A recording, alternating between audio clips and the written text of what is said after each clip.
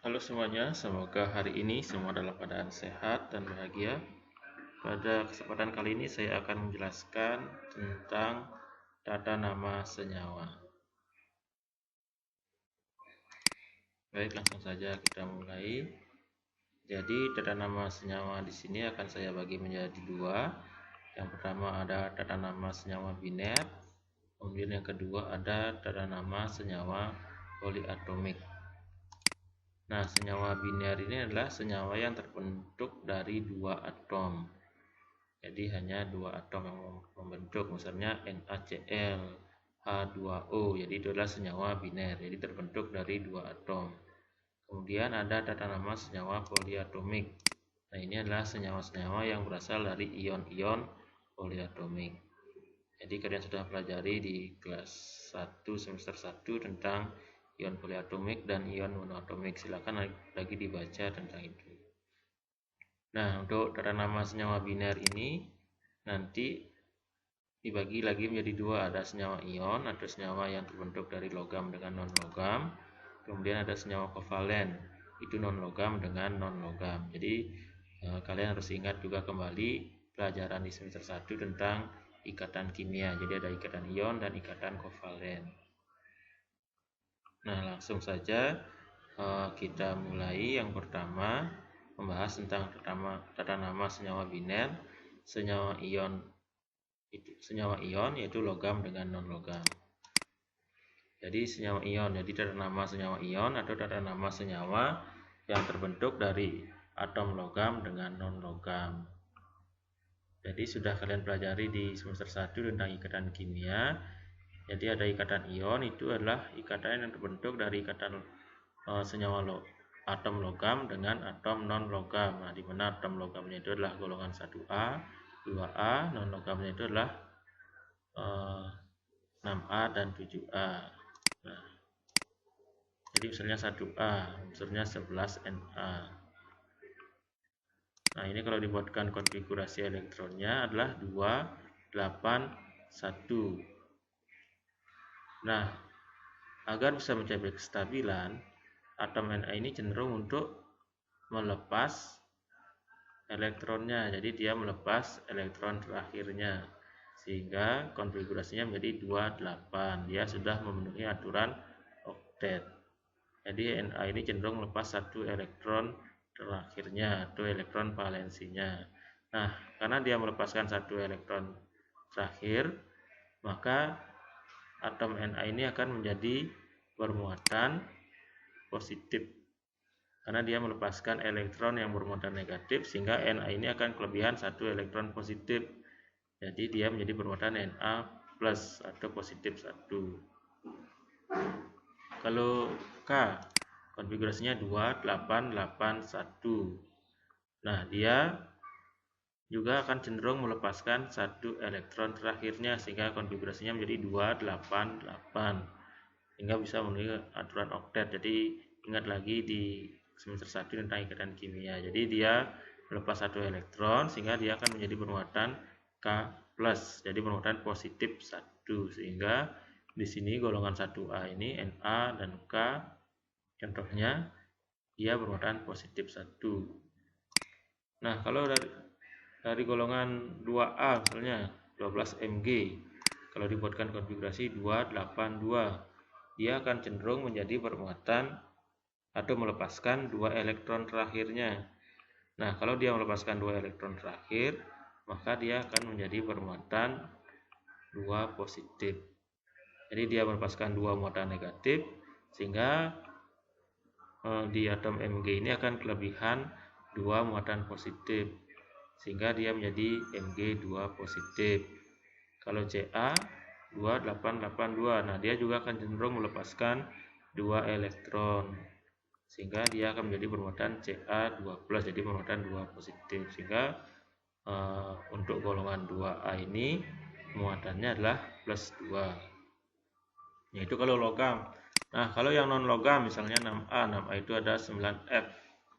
Contohnya golongan 7A, 17Cl.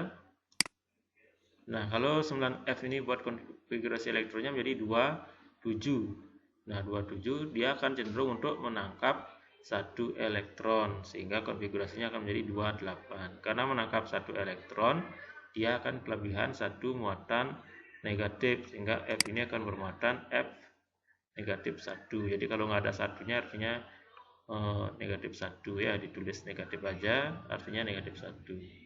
Kalau Cl 287, nah dia juga kan cenderung menangkap 1 elektron, sehingga dia akan bermuatan negatif 1 juga, jadinya Cl min. Itu kalau 6A. Kalau 7, maaf ini 7A ya, ini 6A. Kalau 6A balik, ini harusnya 6A, ini 7A ya. Kalau 6A contohnya 8O, 16S. Nah, kalau O konfigurasinya 26, dia akan cenderung menangkap 2 elektron, sehingga konfigurasinya akan memenuhi konfigurasi oktet, sehingga karena menangkap 2 elektron, dia akan kelebihan 2 muatan negatif, sehingga dia menjadi bermuatan 2 negatif. Sedangkan S286, dia akan bermuatan atau dia cenderung menangkap 2 elektron biar jadi 288, sehingga dia menjadi bermuatan S2 negatif.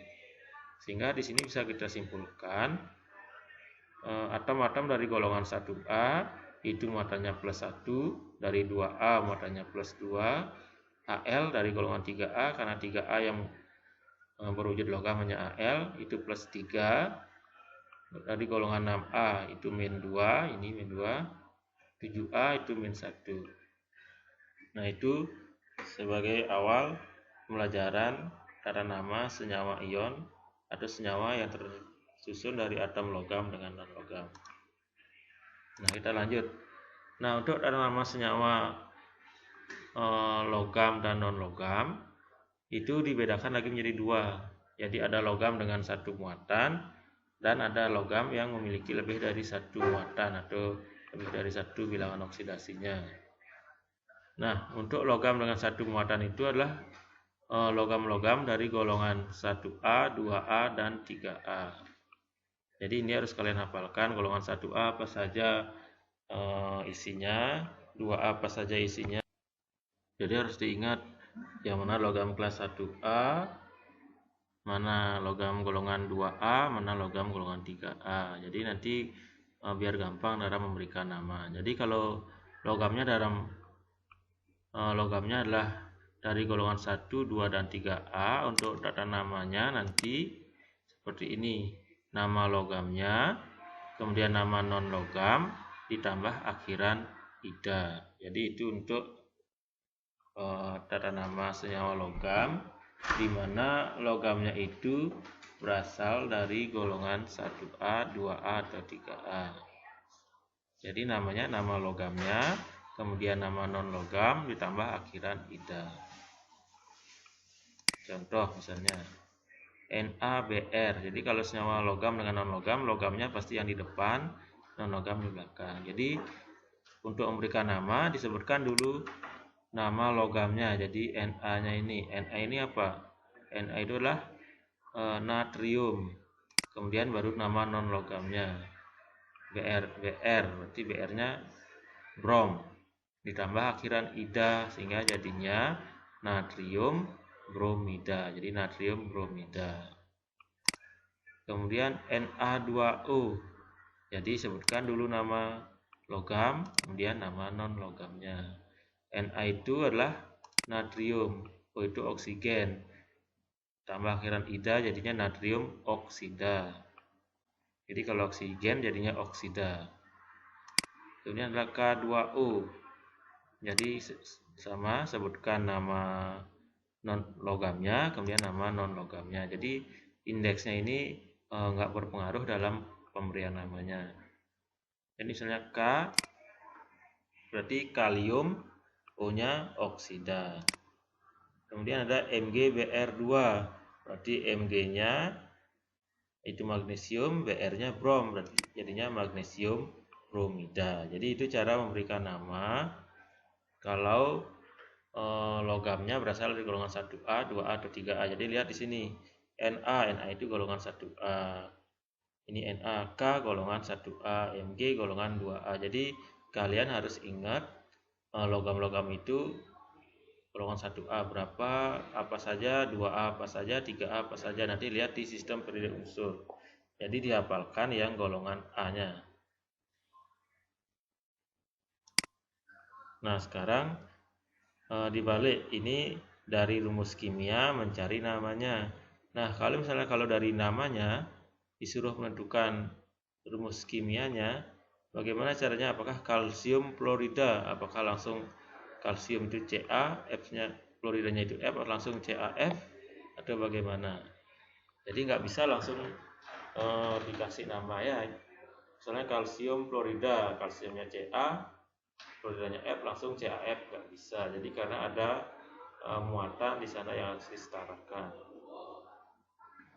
Nah, untuk langkah membuat atau mencari rumus kimia dari nama ini, nah caranya harus ingat ikatan kimia. Jadi kalian harus ingat ikatan kimia kalsium fluorida.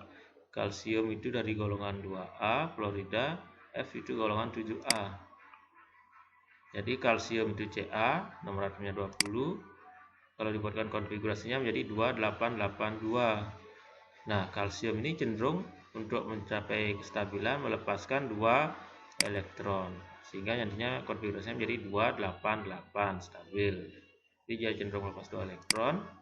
Sedangkan F konfigurasinya 27, dia cenderung untuk nangkap 1 elektron lagi supaya bisa mencapai kestabilan, sehingga jadinya konfigurasinya 28. Nah, kalau dibuatkan struktur Lewisnya seperti ini. Jadi Ca dia melepas 1 elektron, sedangkan F Ca melepas 2 elektron, F perlu 1 elektron. Jadi Ca-nya melepas 2, F-nya perlu 1.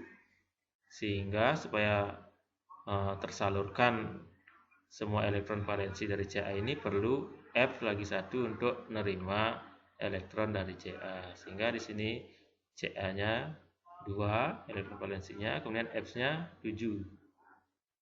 7, ini juga 7. Nah, Ca ini melepas kedua elektronnya, elektron valensinya.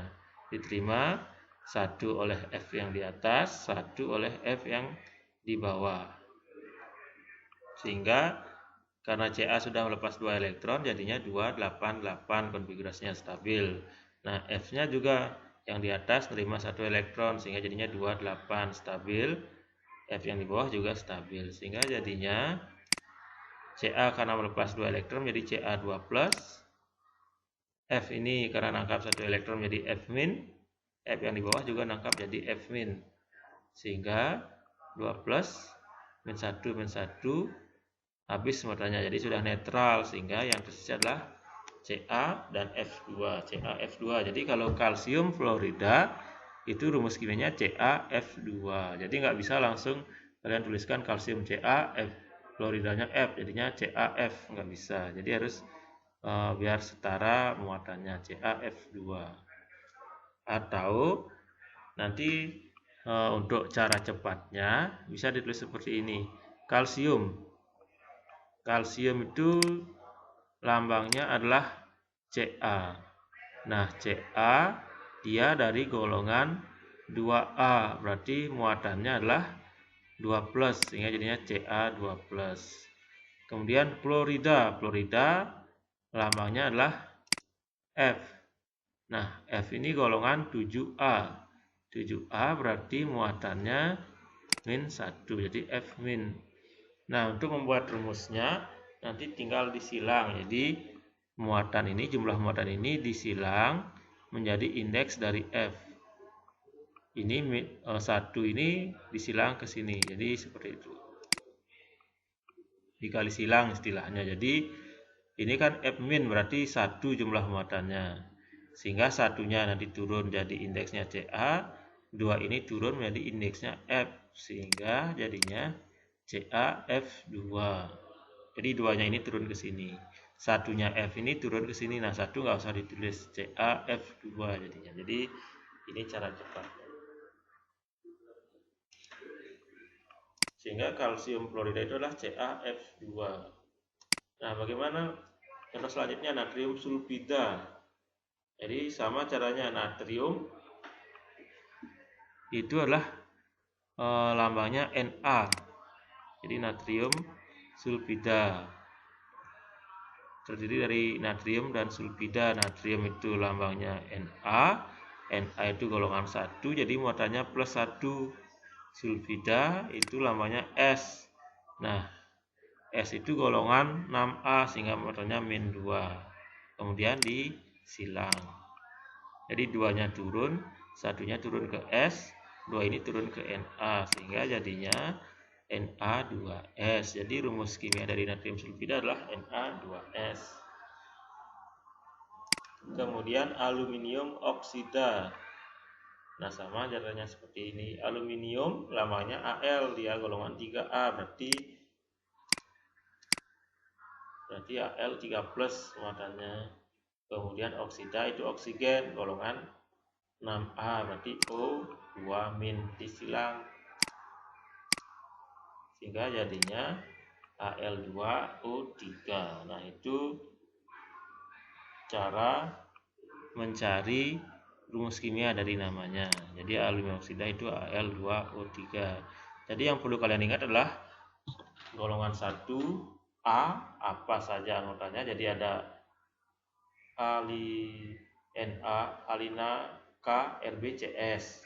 Kemudian golongan 2A apa saja anggotanya. Jadi ada Be, Mg, Ca, Sr, Pa, Ra. Golongan 3A, 4A, 5A, 6A sampai 8A. Silakan dihafalkan anggotanya itu. Jadi sudah di pelajaran kelas 10 semester 1 kemarin. Nah, itu yang pertama. Jadi tata nama senyawa ion atau senyawa yang terbentuk dari logam dan non-logam, di mana logamnya itu hanya memiliki satu muatan.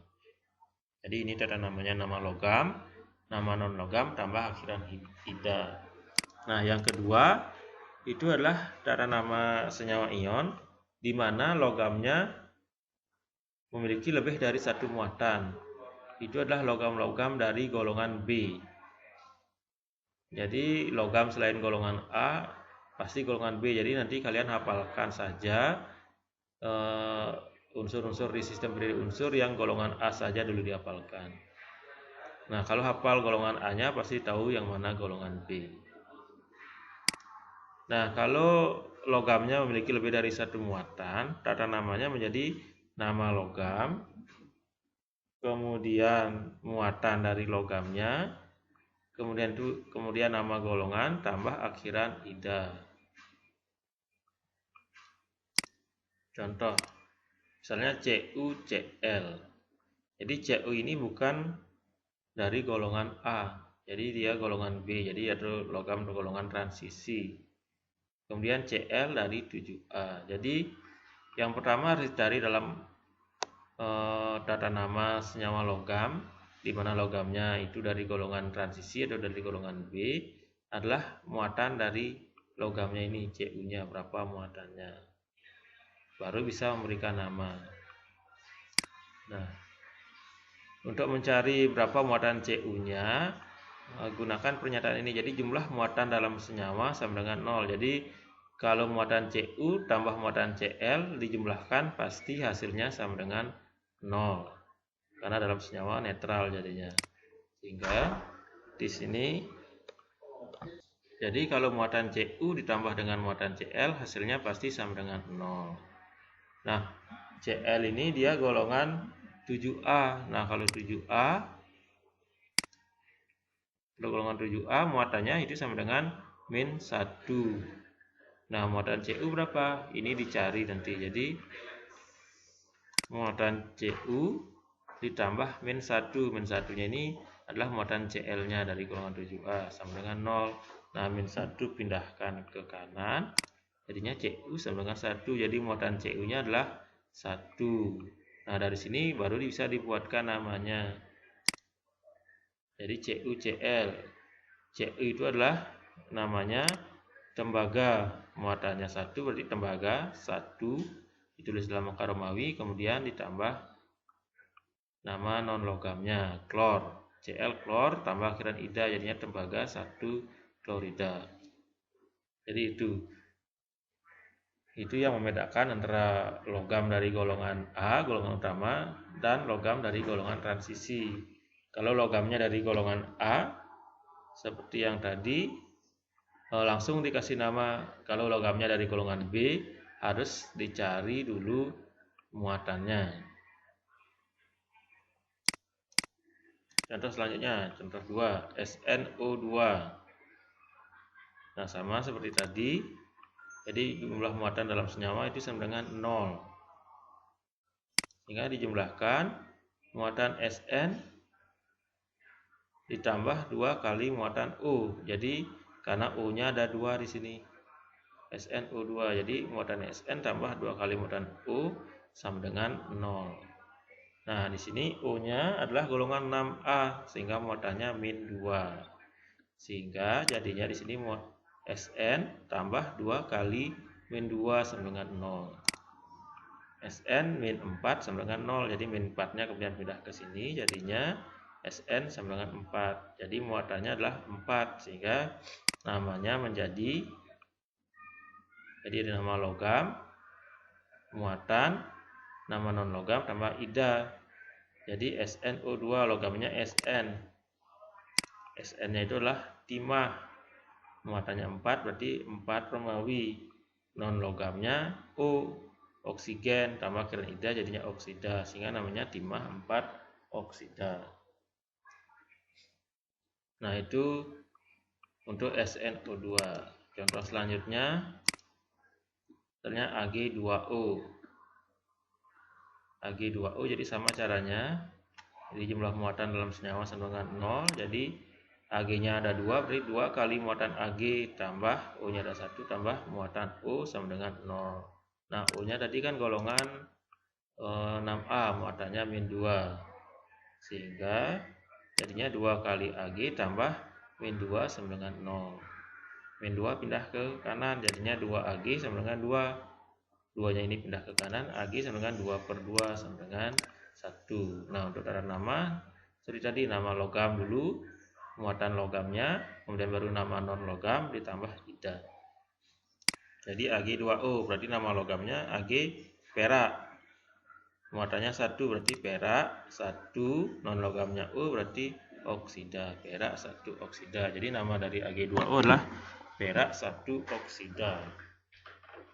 Nah, itu cara pemberian nama dari senyawa logam dengan non logam, di mana logamnya berasal dari golongan transisi atau dari golongan B. Nah, sekarang contoh yang keempat, emas 3 klorida. Jadi ini sudah diketahui namanya, disuruh mencari rumus kimianya. Jadi caranya sama seperti tadi, gunakan disilang. Emas 3 klorida berarti disusun dari emas dan klor. Emas lambangnya AU, muatannya 3+. Dimana dapat 3+? Dari sini. Jadi ini menyatakan muatan dari logamnya. Berarti muatannya +3 sehingga AU 3+. Klorida itu Cl golongan 7A. Muatannya berarti -1. Nah, disilang 3-nya ini ke bawah ke indeksnya Cl, 1-nya ke indeksnya AU. Sehingga jadinya AU Cl3. Jadi angkanya saja yang dipindah, muatannya tidak dipindah ya, AU Cl3.